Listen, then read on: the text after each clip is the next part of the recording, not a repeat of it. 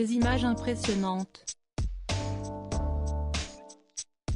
Ce lundi 24 avril, le ministre de l'Éducation nationale, Pape Ndiaye, était en déplacement à Lyon. À son retour à Paris, gare de Lyon, aux alentours de 21 h, un cortège de manifestants venus protester contre la réforme des retraites l'attendait. La foule, composée de plusieurs centaines de personnes, essentiellement des jeunes, d'après Le Figaro, se trouvait dans le hall principal des lieux et a dû faire face à une horde de représentants des forces de l'ordre. Sur fond d'un concert de casseroles, les protestataires ont hué le collaborateur du président de la République avant d'entonner des chants antifascistes et anti-Macron. Face à cette cohue, Pape Ndiaye a été contraint de rester dans son train pendant une vingtaine de minutes, sous la surveillance étroite d'un groupe de policiers.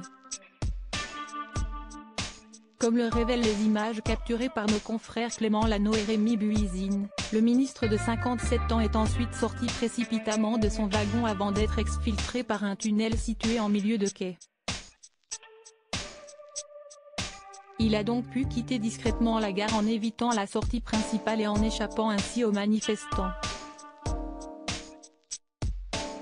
Elisabeth Borne, Bruno Le Maire. Découvrez les ministres à leur début. La visite de Pape Ndiaye à Lyon elle aussi fortement perturbée un peu plus tôt dans la journée. Le déplacement de Pape Ndiaye à Lyon a lui aussi été perturbé par un important mouvement de contestation contre la réforme des retraites. La venue de l'époux de Jeanne Lazarus au rectorat a notamment été très agitée.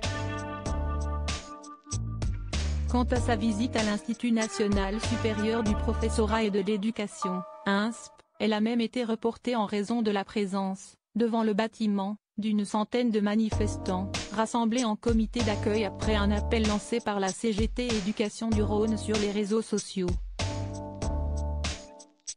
Munis de casseroles, poêles, seaux, boîtes en fer, sifflets, cornes de brume et fumigènes, d'après BFM TV, ils ont ensuite tenté de forcer les portes de l'Institut.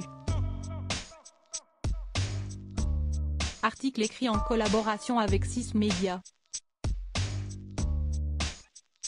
Crédit photo, Stéphane Le Mouton.